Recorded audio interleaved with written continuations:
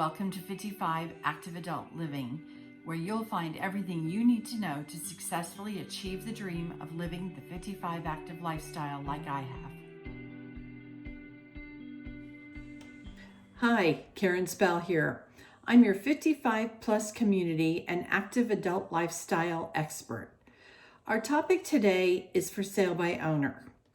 Now, this does apply to any community, whether it's 55 plus or not, but this one is specifically for the 55 plus community because we have a very niche market with a much smaller buyer pool.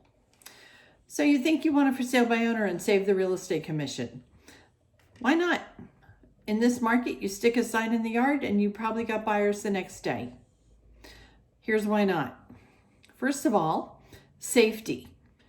Do you know the identity of the people who are coming in to look and peruse through your home? Do you know if they have the ability to actually purchase your home?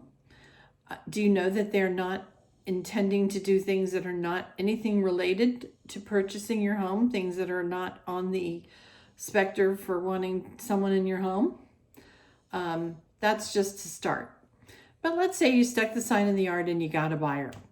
You even got the price you want. Or did you? Do you know what your home is worth? Do you know how to get the data? Are you going to look on Zillow and hope that that's right? Google the statistics of how accurate Zillow is. This is just one of the things that your realtor can do. In addition, if you get your home sold and the buyer's getting financing, it's going to have an appraisal. Do you have the data to supply to the appraiser to support your price? They will not take data from public records. They only use MLS data. In addition, in a 55 plus community, often the amenities, depending on the quality and quantity, can impact the value of your home by 15 to 20%. So you would need to give the appraiser a listing of all of the amenities. The appraiser is not going to speak to you. They won't speak to your realtor either. But your realtor knows how to prepare the data in such a way as to give it to the appraiser to use in their evaluation. Right in the contract, you found your buyer, you've negotiated the price, you think you're happy. Now what? Who writes the contract? If the person writing it is not you and you don't know how to write the contract, are they watching out for your best interests? Are they explaining things in such a way as that you understand them? Do you know what the required disclosures are that you have to have in the contract to make it legal? Do you know what contingencies are? Do you know what due diligence is?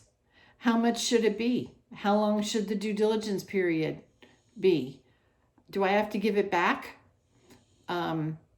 What is it and what does it pay for? Earnest money deposit. Who holds it? Again, if you're getting financing, the seller cannot hold the earnest money deposit. The lender doesn't allow it. So now who's going to hold it? Who chooses the closing attorney? All these things are things that your realtor can help you with and guide you through. What are the dates in the contract that are important to you, and what's the effect of missing them? How does that affect you? All these things are of major importance and need to be explained to you. So if you don't understand how to write that contract, or if you're relying on the buyer to write it for you and look out for your best interests, probably not the best way to go. Inspections. The buyer in all likelihood is going to have an inspection. I've never seen an inspection yet come back that didn't have at least something on it, and often 15 to 30 different things on it. What are your responsibilities? How do you negotiate what you pay for and what you don't? Speaking of negotiations, both in the contract and for repair inspections, can you take emotion out of the negotiations? Are you a trained negotiator? Your realtor is.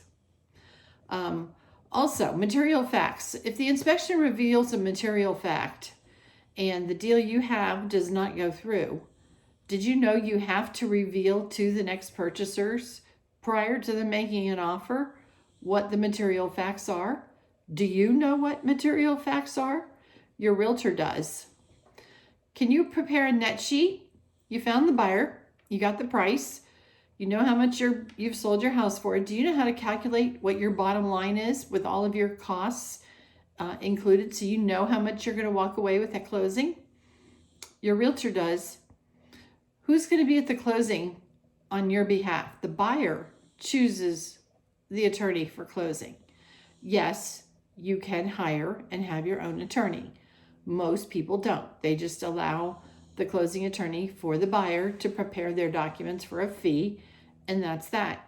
That attorney does not represent you, and you will not have an advocate for you at the closing if you do not have a realtor. Did you know historically homes that are listed in the MLS by a realtor sell for more than for sale by owner listings? Just make sure you know all the facts before you decide you want to stick the sign in the yard and go with the estimate on Zillow as to what your home is worth.